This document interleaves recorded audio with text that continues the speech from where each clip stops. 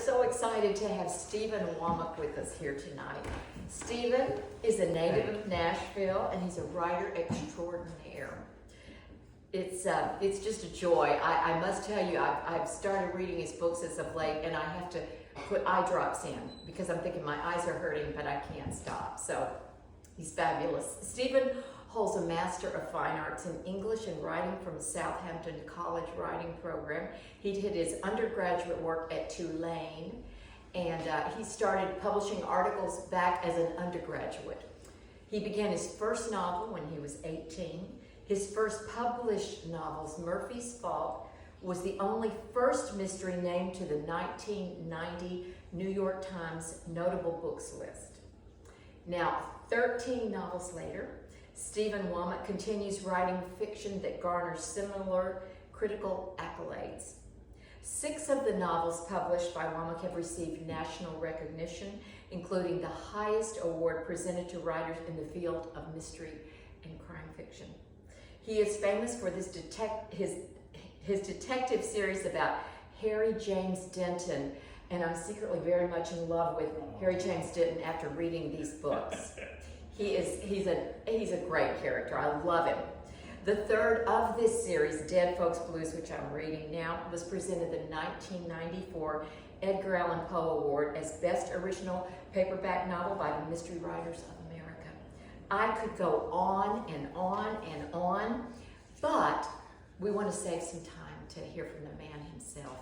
So welcome. Thank you so much. Thank you. Really a pleasure to be here. Well, it's great to have you, and this is our third in this series, and we're just so happy to have you. And thanks to Elaine Aldis, our friend, who says, "Let me tell you about a great writer and my neighbor." And we said, "Yes, sign us up." So, thank you, Elaine.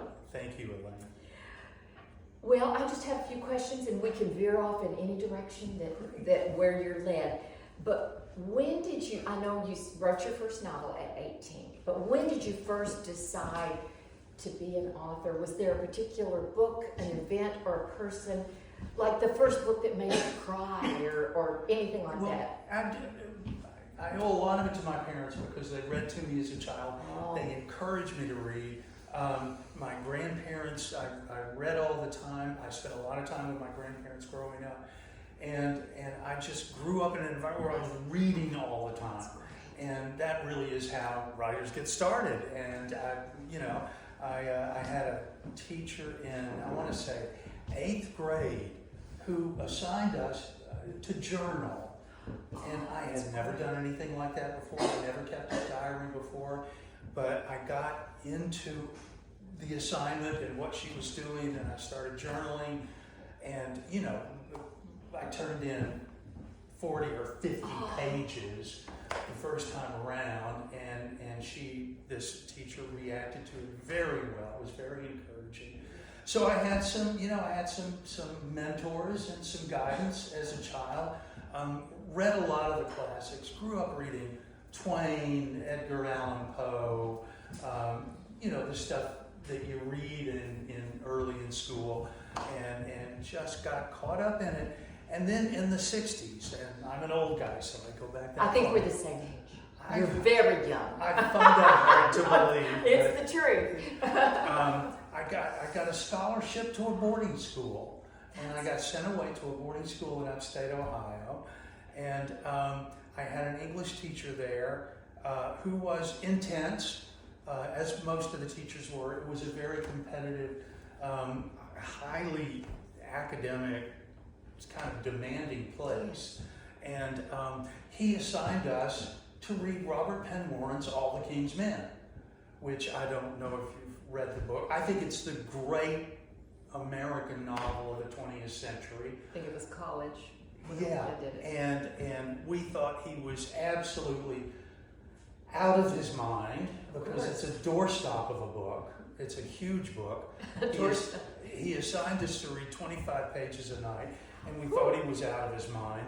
And I opened up the book and I started reading it, and the next thing I know, I think I had skipped classes for a day, never left my dorm room, It's like when I started reading your books. Well, thank you. It's the truth. And I was absolutely blown away by it. It was a life-changing, game-changing experience.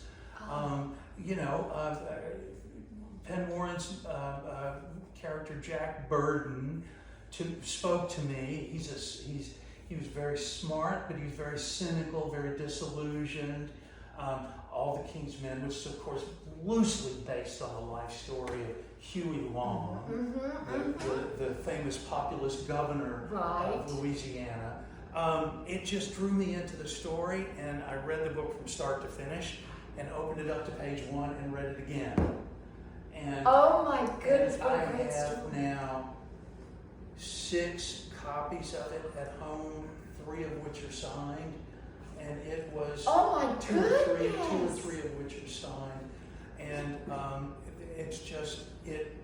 I remember thinking at 16 years old, I want to do to other people what this guy just did to me, which is pull you into another world, take you out of this world, send you off into a place you've never been, and you just get lost.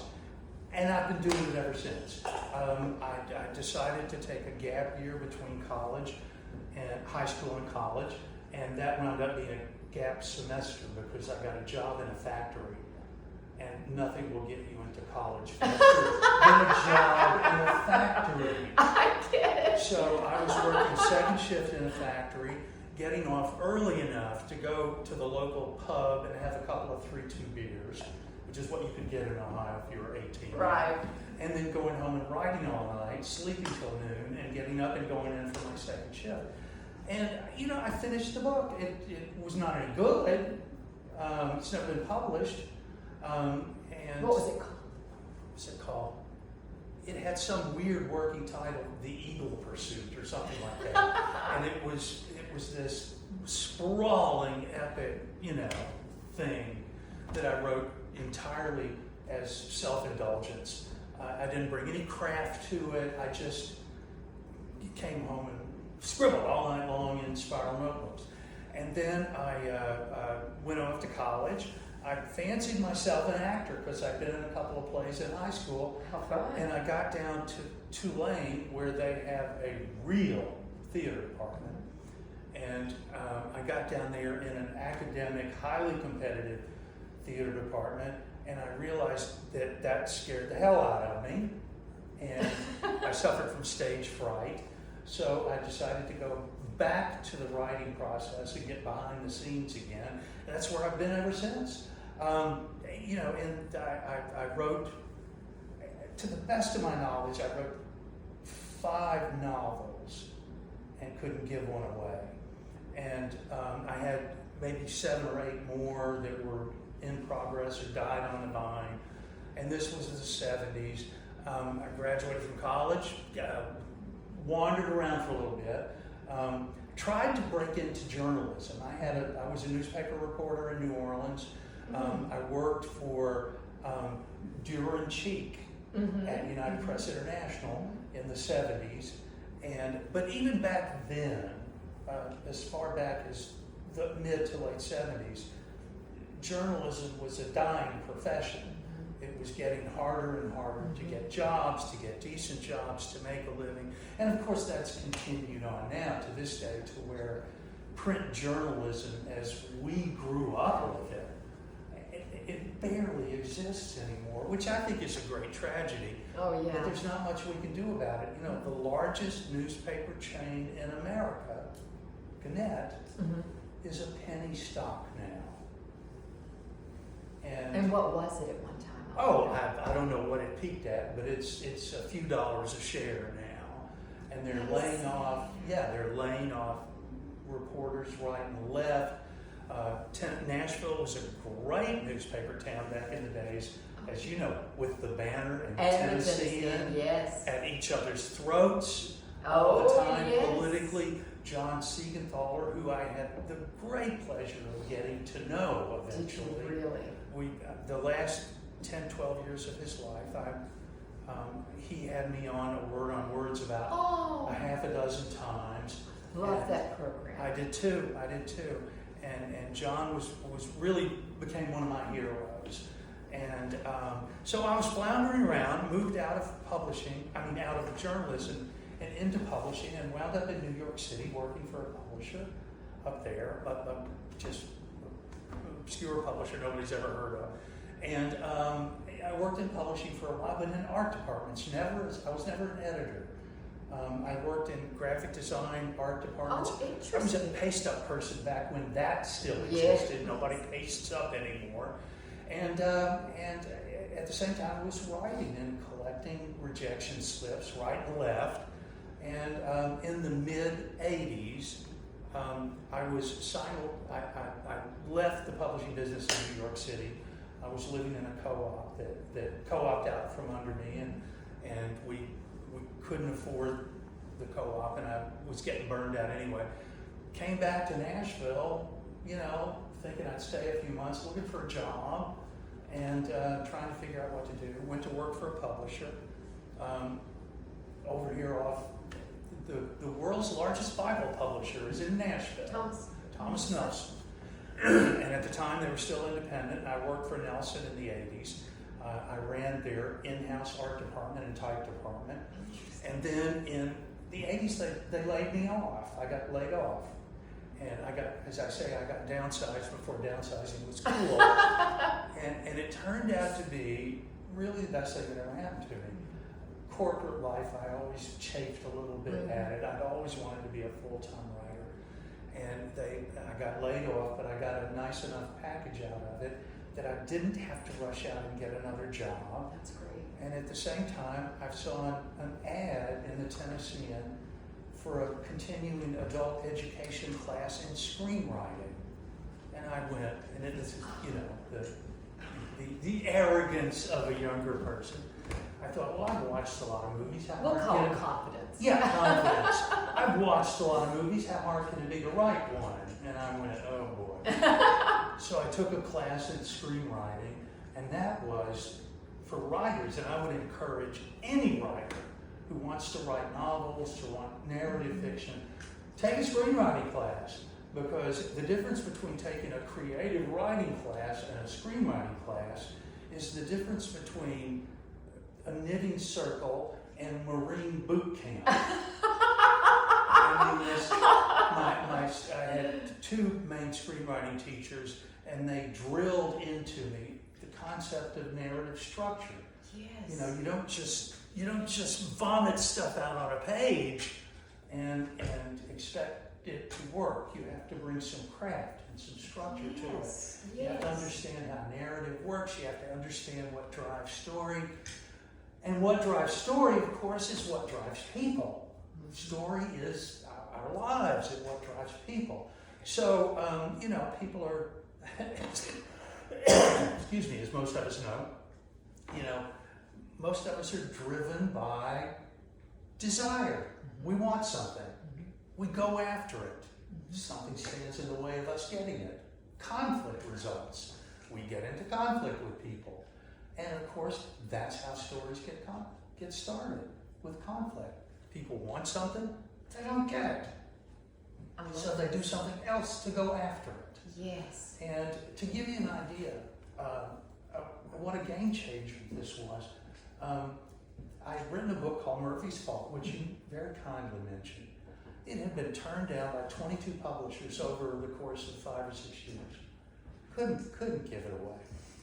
And I stuffed it away in a file cabinet, basically forgot about it. Fast forward 10 or 12 years, I'm so desperate to get published, I've written a romance novel. Oh, I want to read this.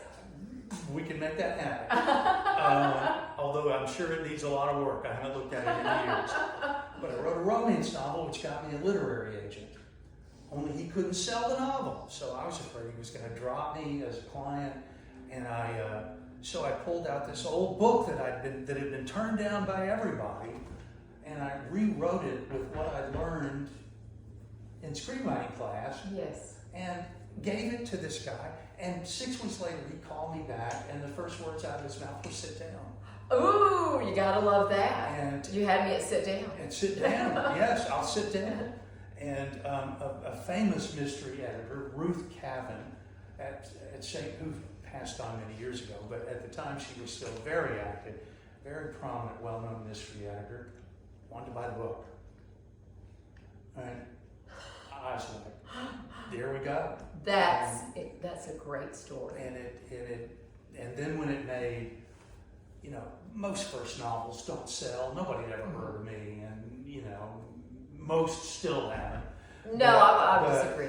But it was a start. And then when the New York Times named it to their year-end list of worthy books, Ruth bought another one, and then there was another one. And you know, you just get these pivotal things in a writer's journey where suddenly you turn a corner and there's something new there. Oh, isn't that exciting? I mean, this is a sort of typical story for writers. But I had a book out. Nobody was paying any attention to it whatsoever. I got some nice reviews, but it wasn't selling. And a writer from West Tennessee, a mystery writer named Deborah Adams, who lives down in Waverly, sweetheart. Deborah and I are still friends to this day. She called me one day and said, "My name's Deborah Adams, and you don't know me, but I have just published my first novel with Random House, and I'm looking for sympathetic local writers who will give me a blurb." And a blurb is where, you know, you've got this book, my book by Joe Schmo, and then it says, you know, down at the bottom in print, best book ever written, Stephen King. That's right. That's or a Stephen blurb. Womack. Or that's a blurb. So Deb wanted me to blurb her book, and I said, of course, I'd never been asked before. It was a thrill. Of course. I read the book, I loved it. This was all the, she did a series of books with all the in the title. All the Crazy Mothers. I love that. And I forget the title of this book in particular, but it was her first one. And this was 30 years ago. And so I gave her a nice blurb. Well, the next thing I know, her editor, excuse me, at Random House, called me to thank me for the blurb and said, "I really appreciate it. Always glad to help and see people help other writers." And he said, "By the way, Deb sent me a copy of Murphy's Fault, and I read it, and I liked it." And he said words which floored me. He said, "If you ever want to work together, give me a call." Now, I've been collecting rejection slips, probably had one from him for, at this point, 15 years. And now there's this top shelf editor at Random House saying, "If you ever want to work together, give me a call." So I said, "I'll have you something in 30 days. And he laughed and said, "Well, don't put any pressure on yourself. Take your time." I said, "No, I'll have something in 30 days. Hung up the phone and went, "Oh, what do I do now? Oh, What the hell what do did I I do commit now? to? What do I do now?" So I went and found this novella that I'd written. I decided to write a mystery. I'd never really written them, but I'd written it years earlier. And to give you an idea of my luck placing things, there was, back in the 70s, there have been 3 or 4 different renditions of Nashville magazine. Oh, You know, I went to school with the guys that started that. Okay, so I you know what I'm talking about. know it well. So I pitched this 60-page novella, which was a murder mystery set on the Vanderbilt campus. And I pitched it to them, and I said, "I'll give it to you for free. You can serialize it over several months." And they turned it down. I literally couldn't give it away. So I took this 65, 70-page novella, which was called Murder at Vanderbilt. Well, it tells you what it is. And I rewrote the first 3 or 4 chapters, rewrote the synopsis for the rest of it, and I sent it in to Joe Blades at Random House, and he bought it. And I'm, you know, hey, there we go. And then the book was nominated for an Edgar, which blew everybody away. And the Random House flew me to New York City for the Edgar's banquet, and the book won.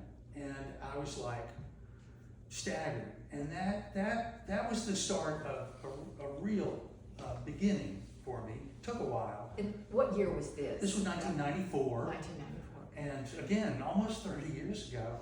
And then he bought another one, and then he bought another one, and we argued over titles. I always struggle with titles. Dead Folks Blues was not my title. The editor came up with it. Really? But I liked it, so I went with it. And we did this music-themed, title, and we did a series. And finally, the third one was a murder mystery set in the country music business, because this is blasphemy in Nashville, but I'm not a huge country music fan. I like it, but I don't want to get shot going downtown for saying this. But I didn't know that much about it. It wasn't my. I like jazz, and so I did a lot of research and set a mystery in the music business, which is brutal. It's a brutal business. It is. And so you just started going, and things were going great. Those books were optioned for film and television. They were under option for years and years and years. But it's very difficult to get projects like that started. So nothing ever happened. And Yet. And then towards the end of the 90s, several things happened. I did a realignment. I got divorced and remarried, and started a family very late in life. And at the meantime, the Watkins Film School had started. I was teaching there adjunct. Yes. And they offered me a full-time job. So I slid sideways into academia, and I stayed at Watkins for 25 years, teaching screenwriting and film and critical studies. And I continued to write, but my output was suffered. And and those were, there were many difficult years for the publishing industry in general. Oh, yes. And a lot of midlist writers who were going gangbusters in the 90s suddenly found themselves without contracts, and without gigs. Yes. So probably, I think the book publishing business probably tracked the record industry about 5 years behind. I was going to say, so many people, the story is so similar with songwriters. With songwriters and musicians that they would put, I made in the 90s, the 80s and the 90s, made some sweet freelance money writing scripts for music videos. I wrote a couple of them, and they were great gigs. Who were anything? Well, the one that I remember that I had the most fun with, there was a group called Little Texas. Remember them? Yes, I And did. they did this ballad, this romantic, sweet song. To this day, it brings tears to my eyes, called "What Might Have Been." It's a Do you great remember title. that song? I can't call it up, but I love. It's a great title. It was a story Great about a guy who meets a woman overseas in World War II during the war, and they fall in love, and they dance, and they have a great time, and they agree to meet up when the war is over and continue their romance. Yes. But of course, they get separated and they never see each other again. 60 years later, this guy's his grandkids and kids are checking him into an old folks home. No. And there she is. And it was just, and the guy who directed the music video was a fellow named Jack Cole. And Jack's philosophy was, the record company's philosophy was, let's make a music video to sell records. Mm-hmm. Jack's philosophy was, let me take a music video and all that record company money, which at that point they were putting high 5 and 6 figures into music videos. He said, let me make my movie. So I wrote a narrative script with that song as the score for an 8-minute movie. It's still on YouTube. You can still find it. I'm watching it tonight. And it's just the sweetest little thing. What And might have been? what might have been. It'll bring a tear to your eye. Oh, that's It's syrupy romantic. Well, you gotta but love Jack that. pulled it off. So That is. and boy, that was a long-winded answer to one question. I am sorry. I am in ecstasy. I love hearing these stories, and you're a great. I started saying you're a great storyteller, but I guess that's what you do, isn't it? Well, It's wonderful. It's Thank you. absolutely wonderful. Thank you. I love hearing all these stories. It's fun. Fantastic. That's fantastic. Question, just about your process. What do you do when you're deep into a project and you're just really going at it 100%, but then this other idea comes in and you think, ooh, that's really a good idea. Do you go to the new idea? Do you stick with this? Do you just go away for now and write it down? Or do you change gears? No, I can't. A lot of it depends, but when I'm really into a project, you get in this zone where you're just laser locked. Yeah. That's all you can think about. And I don't do this anymore because I'm not as young as I used to be.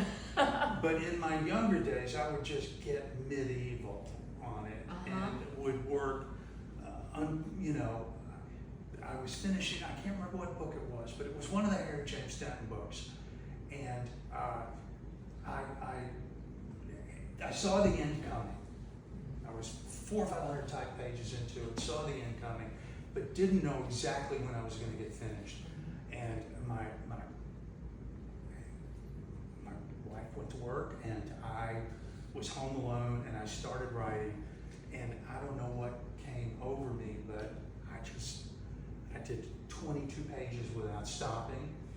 And in the middle of it, and I'm sitting here in my desk upstairs, typing away, laser lock, and I had this sudden, overwhelming stabbing pain. And I thought, is this the heart attack going to finally hit here? And I thought, no, but let me finish this page, let me get this page, let me finish. And then I stopped and I went, what in the hell is going on? And I realized I had to pee. And I had been sitting there for hours with a big mug of coffee, working away and not paying attention. That's focus. That is focus. Not paying the right That kind is of focus. attention. So I'm glad it wasn't a heart attack. I'm glad. That was saved for later. Yeah, that was later. That was later. But you get into it. Of course, when you're in the middle of every writer has a different way of attacking this and the process. I do loose outlines, big picture outlines. I mean, I know where the book's going to go. I know where it needs to get. I know how it's going to start. I have an idea of the principal landmarks in the journey. But basically, you just, once you get that stuff laid down, you have to be open to surprises as well. And sometimes stuff comes to you in the middle of a scene or the middle of a chapter or something, and you go, oh wow, where did that come from? But let's see where that goes. Yes. That's a nice surprise. So you said you knew the middle and da-da-da. Do you always know the end? Usually, I taught this for many years to my students. If you're the kind of person that can totally, they call it pantsing, where you just outline and go by the seat of your pants. If you can do that, more power to you. But most of the writers I've known need to have an idea where the story's going. Yeah. And that usually means how it's going to end. Yes. If it's a mystery, who's the bad guy? Depends on the genre. If you're writing a romance novel, are the people going to be together at the end? Right. You're going to get your happy ever after, or are you not going to get your happy ever after? Exactly. So that, for me, it's just a matter of doing a lot of groundwork and homework. I'm stuck now on a book because the book I'm working on now is a really personal book for Harry. And I don't know that there's much I can say about it, but Harry went to college in Boston in the 80s. And then somebody comes back into his life from that time that he hadn't seen in decades. And there's a terrible secret involved. Ooh. And it was somebody that Harry was involved with at one point.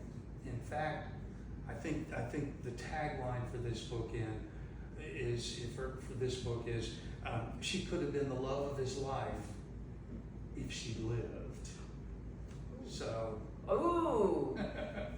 So Yeah. Harry's going back in time, but I'm stuck because I don't know how to. I never lived in Boston. I've been to Boston. I've got friends from Boston, and early on in that series, I put Harry in college in Boston, and I don't have any idea why. I was just building a backstory for him, and now I'm stuck with now it. you're stuck. Oh my goodness. Now I'm stuck with Road trip. So, and then I don't want to write an extended flashback of Harry back in the 80s with this person. On the other hand, the reader needs to understand that's where it came from, that's where this is all coming from. It's part of his life, it's part of his story. So this is in progress right now. This one's, I'm working on it right now while doing some other projects as well. Interesting. Yeah. Well, I can't wait. Oh, I cannot thank wait. you. Now, how much of Harry is you? Wow. Back in the 90s when those books were very popular, people used to ask me that. I never could quite figure that out. Harry's, in the books, Harry comes, I think, sometimes he's kind of adrift, sometimes he's trying to find his way.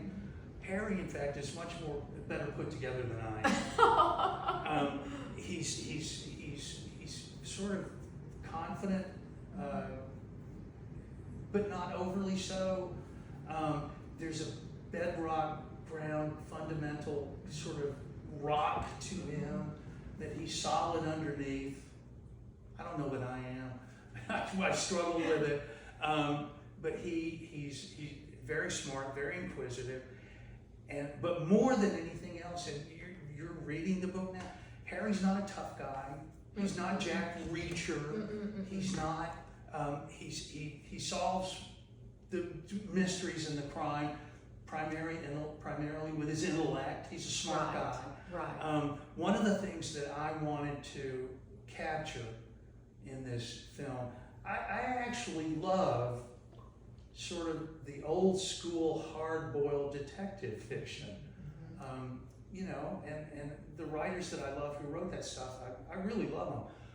I can't do it because my take on violence, if you're reading the book, at one point Harry gets hit, and he spends the rest of the novel bitching about how much it hurts. Right, you're right. You're right. I always had a problem with movies and books where, somebody gets hit or they get shot in the shoulder and they go, oh, he just winged me.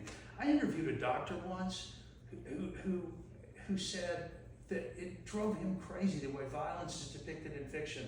He said, if somebody shoots you in the shoulder, you're probably going to live, but you're never going to be able to get dressed by yourself again. Interesting. That kind of level of violence is devastating to the human body. Yes. And I wanted a sense of that. And in one of the other books, Harry almost gets killed a couple of times. And I tried to write a sense of the terror of it and the unbelief that yes. Oh my God, this isn't really happening. Right. Because I enjoy. Actually, I've never read a Lee Child book. People tell me I should read them, but I've seen excerpts from Tom Hanks' Jack Reacher and this new guy, right, the Australian exactly. guy is Jack Reacher, and they're great entertainment, but not anything I would have trouble writing it because the violence is so Yeah. cavalier. Well, And yeah. and I got in one fight in high school.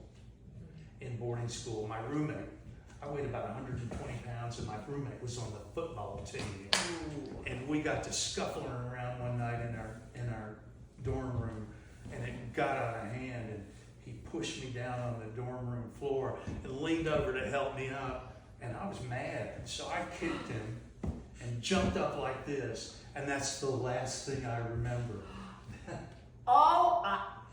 He came. Still, All I saw your was memory. was a fist flying at me, and then this eye socket here exploded. So, yeah, I learned That Just yeah, don't- just don't right, go. don't fight. Just don't go there, you know? Well, Harry is very believable. I mean, you're right. He's not the type that would get shot and go, oh, you know. Yeah, it just wait. It's just a flesh wound. Yeah, no, I like. He's. I'm thinking of. Yes, some of the things on Netflix and all. You're right. It's like people are having all this violence done to them. They just get right up and next project.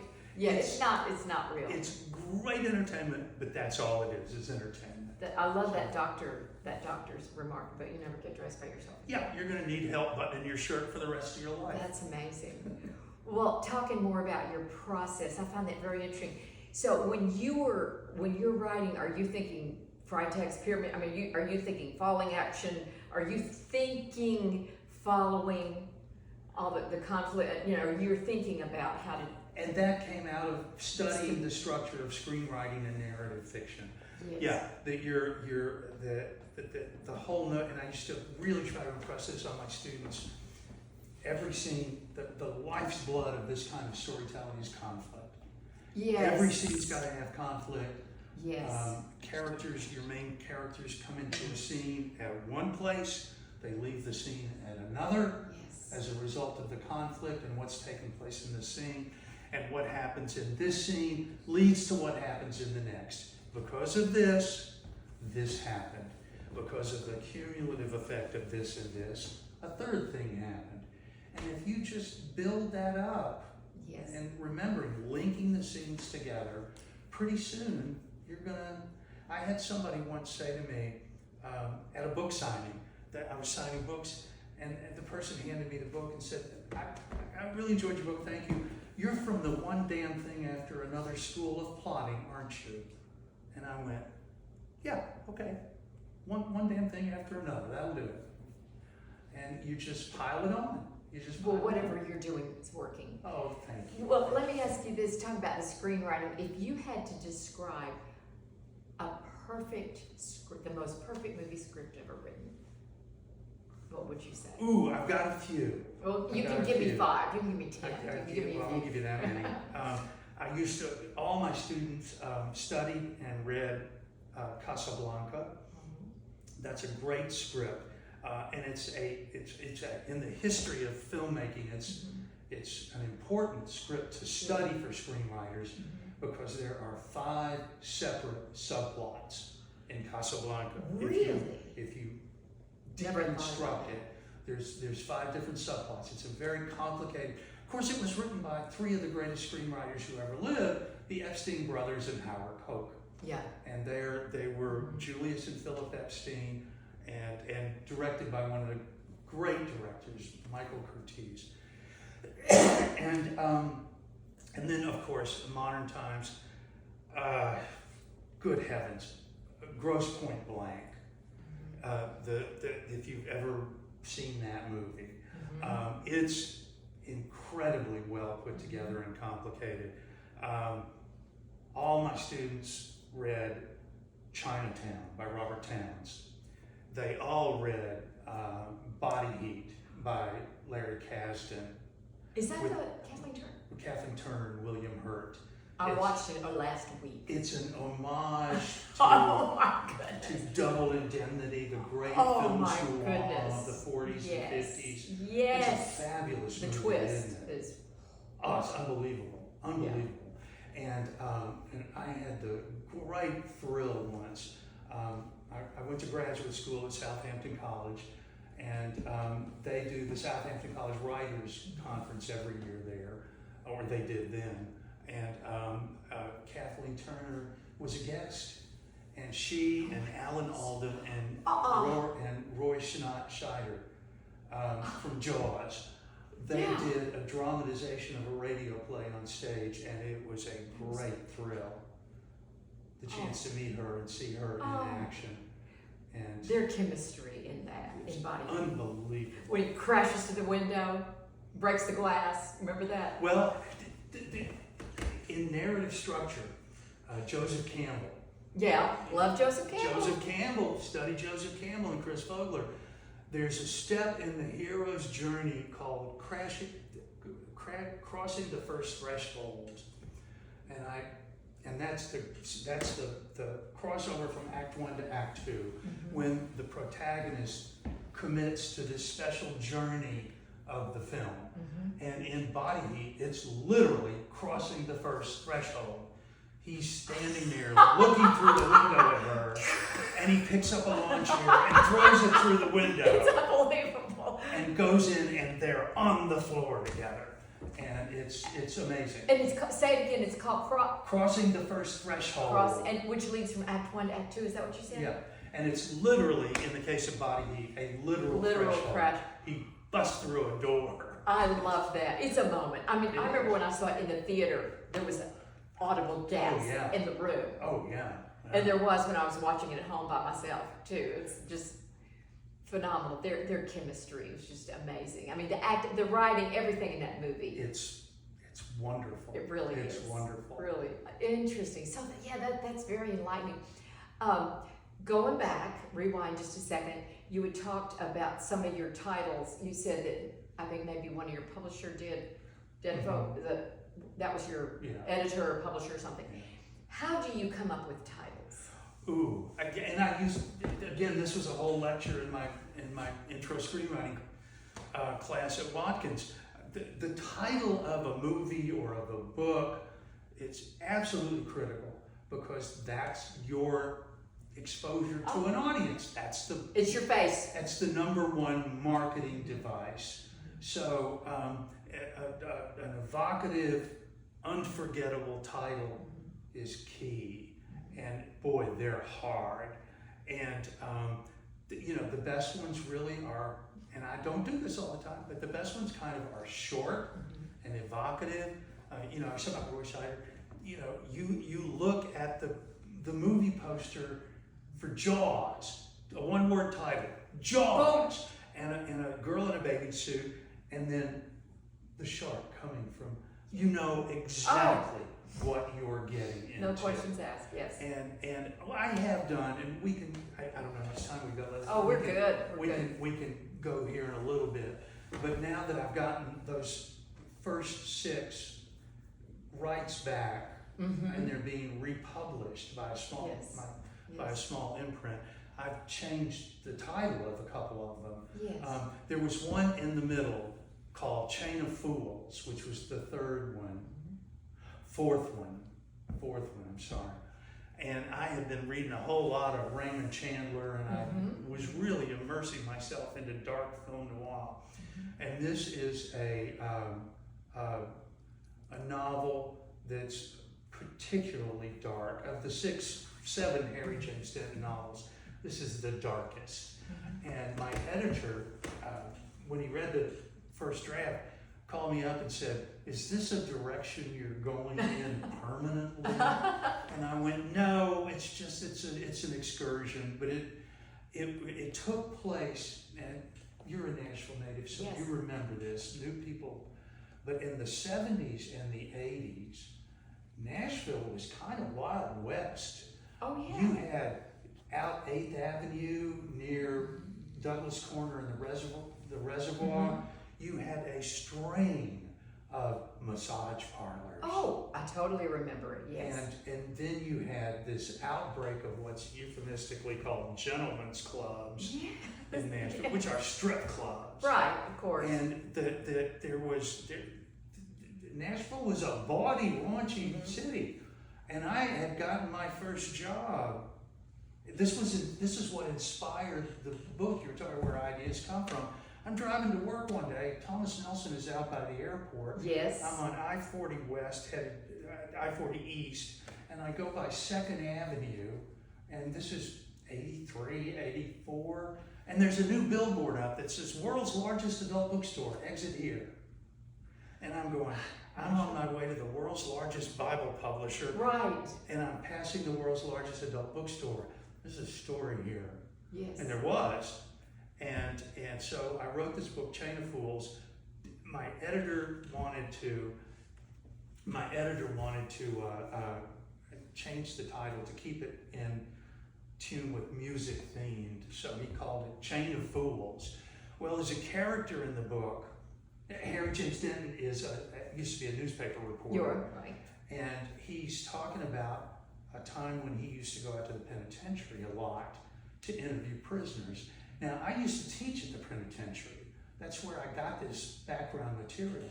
For 4 years, I taught creative writing. Through Watkins? No, through my own. I just approached them and I started teaching out there. Oh. And I taught creative writing. So I did that for 4 years.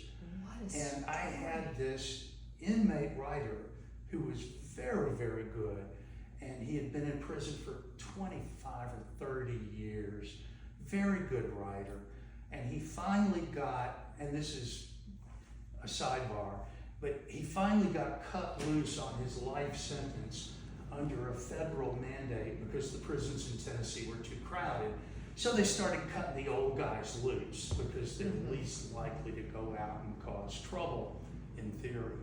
And this guy was paroled and was writing and had a job and a girlfriend, and 6 months later was killed in a traffic accident. A month before his first free Christmas in 20-something years. But anyway, he was telling me this story about, and it's all in the book. I just, sometimes, as somebody told me once, good writers copy, great writers steal. Yeah. Go for it. And I just stole this. But he was telling me this story of an African American, a guy out there who had one leg, and he lost his leg in a motorcycle accident, and he fell in love with a nurse at the medical facility who was an African American, what's the political, little person. She was small, she was a little person. And they wound up getting involved with each other, and he was paroled. So they moved in together in a trailer in Mount Juliet, and they were drinking one night, and they got in a fight, and he beat her to death with his fake leg. No, this is not true. This is the truth. And Harry's talking to this guy going, and he's talking about how some of the ways in which people fulfill human urges in prison. And Harry says at one point, how can people do this? And the inmate says to him, and this is what one of the inmates had said to me, hey man, nobody's chain lays straight. And I went, ooh, that's the title for my book. And the editor wouldn't let me do it. So when the book was republished, it's now called Nobody's Chain Lays Straight. Which is 1,000 times more intriguing, don't you think, than Chain of Fools? I mean, I get the music connection. It was a lot more fun. It was. I cannot wait to read this. What a story. Well, I want to know a little bit more about the prison thing. You would go out there like once a week? Once a month. Once a week. Every Monday night. And this was they could just volunteer? Yeah, they could sign up for the class. And I had about half a dozen guys, 3 or 4 of whom who took it really seriously. One of them published a novel. One of them published a couple of nonfiction memoirs. Another one published, articles in cat. He loved cats, so he published cat magazines. And all these guys out there at the Walls, which was the old Tennessee State Prison, that they had yard cats. There were millions of cats out there because they kept the rat population down. Now, is this the old one that looks like a castle? Mm-hmm. That one, yes. Which is what they used to call it, the castle. Yes. Was that built as a prison? Mm-hmm. Because it looks like a castle. Yeah. It really does. And it was, if you're up for another excursion. Oh, of course. Years later, I did it for 4 years, and then they closed the prison. They wanted me to go out to Riverbend, but by this time I was getting a little burnout. It was emotional. Oh, a I can only job. imagine. I can only imagine. But years later, there's a writer that I'm very good friends with, very fine writer in Virginia. Her name is Sharon McCrum, and mystery fans might know her. The name rings a bell. But she was coming to town for a book signing, and she said, I'm doing a book signing at the Davis Kid or whatever it was back then. And she said, but I've made arrangements to interview a guy that's on death row. I want to see this guy. Actually, she said, I'm trying to make arrangements to interview this guy on death row, and I can't seem to get anybody. Do you still know anybody out there? And I said, sure. So I made a few phone calls, and the next thing I know, Sharon and I are getting a tour of Riverbend Penitentiary along with the author escort.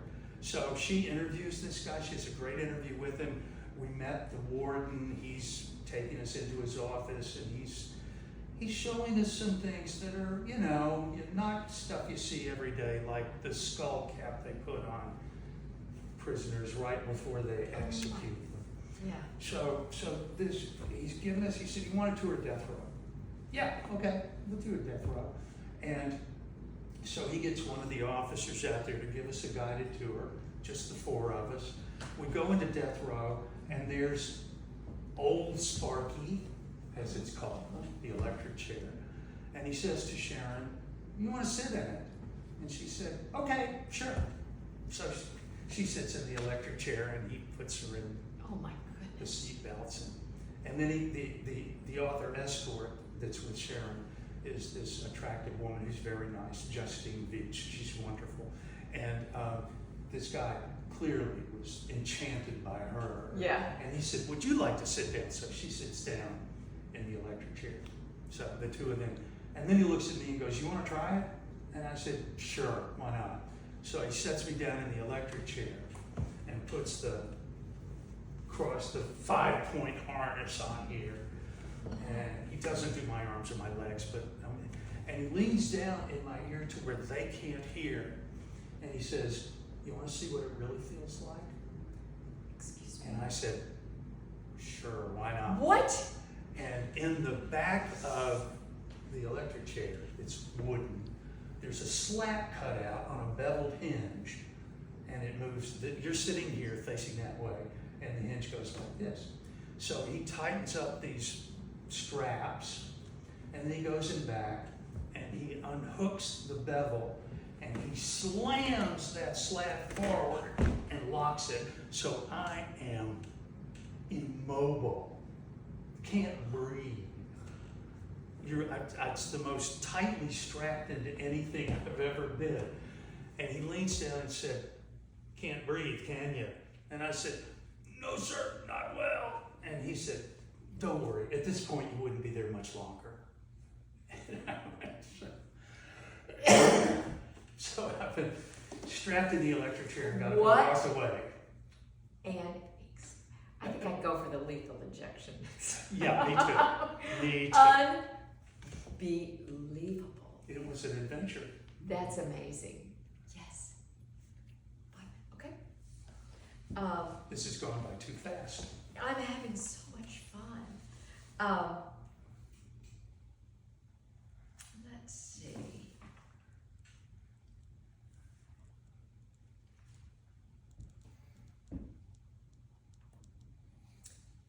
Is Harry James Denton your favorite character to write for? Yes. He is. I mean, I've been doing it the longest. Exactly. You know, God willing, I'll keep doing it if people keep reading them. I've got the 8th one is underway. I don't know where I'll go with him long term.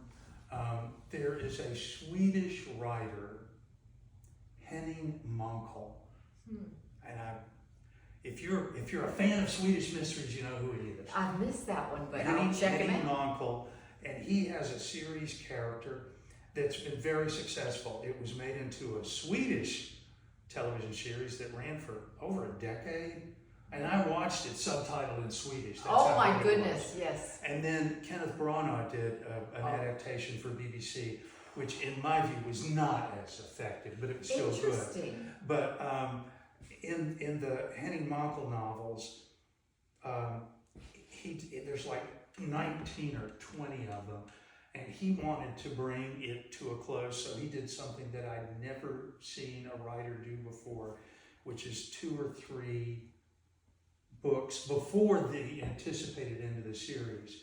You start noticing that his series character, whose name just escaped me, Henning Mankell, wrote the, and I'm sorry, I'm embarrassed, I forgot. Don't be. But he wrote you start to notice there's something wrong with the character. Something's not right with him. And that goes on for 2 or 3 books, and in the last book we discover his Alzheimer's. And in the very last murder mystery he solves is right before his Alzheimer's becomes full-blown. Now, I'm not going to do that with Harry. No, but it's an interesting way. It's a very interesting way. Interesting way. Because it's kind of so life. In the very last book, Harry is almost retirement age, and his daughter, who has become a police officer as well, has to help him get through his last case. And at the last case, he takes a medical retirement. And at the end of the book, you know, this is pretty rapid onset stuff. So is Harry? Is he in his 60s now? Harry's approaching 60. I don't have him 60. be 60, but I had great fun. You'll know if you're reading Death. The first 6 books, Harry is so broke. He's always broke. Yes. He's lucky. He's lost his job. He's divorced. He's trying to make a living as a private detective, and the only reason he's surviving is he gets repo work from his best buddy, Lonnie, who's a wonderful character. I love Lonnie. At the end of the first 6 books, which I'm sort of thinking is the first cycle, little spoiler alert, not much, but Harry and his girlfriend, Marcia, I hate to give it away, but it's broad brushstrokes. They get involved with each other for 4 or 5 books. Then they hit a bad spot, and they start to break up, as relationships do. Imagine. And then at the last minute, Marcia discovers she's pregnant. She's lost her job in a political scandal, which comes several books from where you are. And she decides to go home to her family. She has a little bit of family left. She has an aunt who lives in Reno, Nevada. So she goes out to Reno. She leaves Nashville. And at the last minute, she calls Harry and says, I'm having this baby in another week. I want you here. So he goes out to Reno and gets involved in a murder mystery out there. Of course. And solves it. And at the end of the book, he's there for the birth of his daughter. It's very sweet. And it was a scene that, candidly, made me cry. And I have trouble reading it to this day without getting choked up. It's very sweet. Because I wrote it before I became a parent, but history kind of repeated itself. I became a parent about a year after writing that book. And so when I started teaching and 15 years go by without a Harry, I had to figure out how I was going to bring him back. Yes. And I thought, why not just fast forward 15 years? I love it. And come up with a reason that we haven't seen Harry, which is that when he becomes a parent, and I can speak personally, that when you become a parent, it gets your attention. Yeah, thanks. Suddenly, things like making a living, health insurance, some kind of stability in your life. So Harry comes back to Nashville. This is the backstory. Just as Lonnie is starting this computer security company. Lonnie's a computer geek. Well, they start this computer security company. Harry gets in on the ground floor. So for 15 years, he's a corporate security executive. And then Lonnie sells the company, which Harry now owns a piece of because there was no money in the beginning, so Lonnie paid everybody in stock. So the company sold. Harry's about to turn 60, and he's richer than he ever imagined he would be in his life. He is stinking bloody rich. He is rich, the kind of money you can't get rid of if you try. And he doesn't know what to do, right? So then, again, through a chain of events, Harry becomes a single parent. And his daughter moves from Reno to Nashville to live with him. And he becomes a single parent to a teenage daughter in his late 50s. Yeah, so. Oh my goodness. And then this book is called Fade Up from Black, because Like it's a murder mystery set in a film school. Love it. And Perfect title. thank you. And what happens is Harry's caught at loose ends. They're shutting the company down that has been sold. He's getting involved in another business, but basically he doesn't have to worry anymore, which would be a sweet place to be. Wouldn't it though? But it causes him some problems. He doesn't know what to do with himself. He and his teenage daughter are very close. They have a very good relationship. But she goes to a private school out Highway 100 that I made up. Yeah, certainly there's nothing out Highway 1. No private. No. There are no private schools at Highway 1. No, Yeah.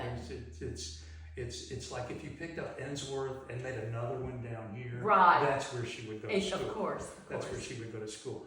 And so he gets this, one of my favorite goofy film noirs is an Edmund O'Brien movie called, and I'm going to tell you, I just forgot the name of it, DOA. Have you ever heard of DOA? I don't think so. Have you seen it? I don't think I That's know. one of my It's favorite movies. Sorry. Don't be sorry. It's a classic film noir from the late 40s, might be the early 50s. I used to teach it. And Edmund O'Brien is the protagonist. And at the opening of the movie, he's really sick. He's not doing well at all. And he walks into a police department and says, I want to speak to somebody about a homicide. And this, okay, I'm a homicide detective. What can I do? He said, I want to report a murder. And the detective says, okay, whose murder?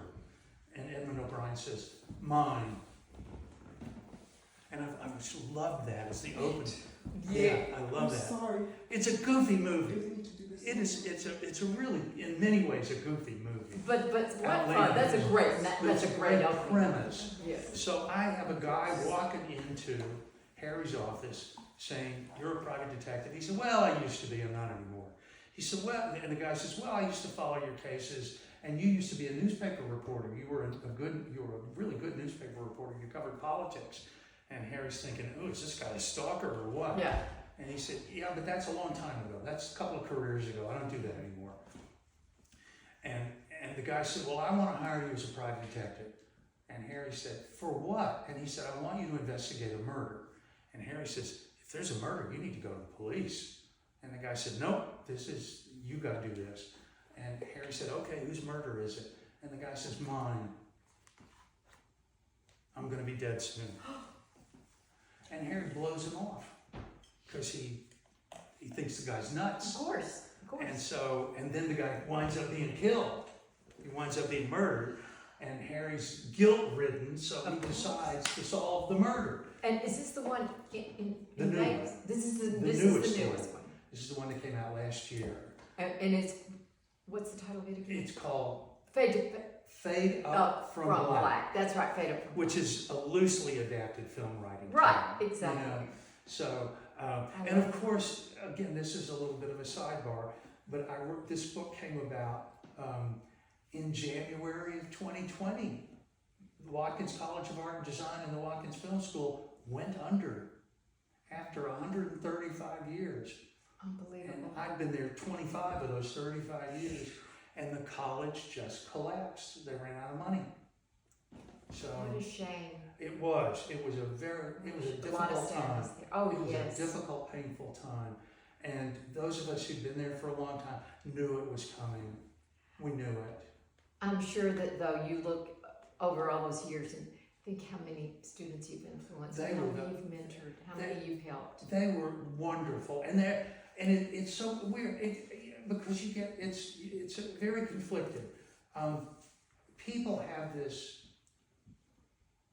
myth that college teaching is somehow glamorous, that you're a college professor and you teach a couple of classes a week, Right. and then in the summertime you go to conferences in exotic places, Right. and you hobnob with your fellow wizards. Right.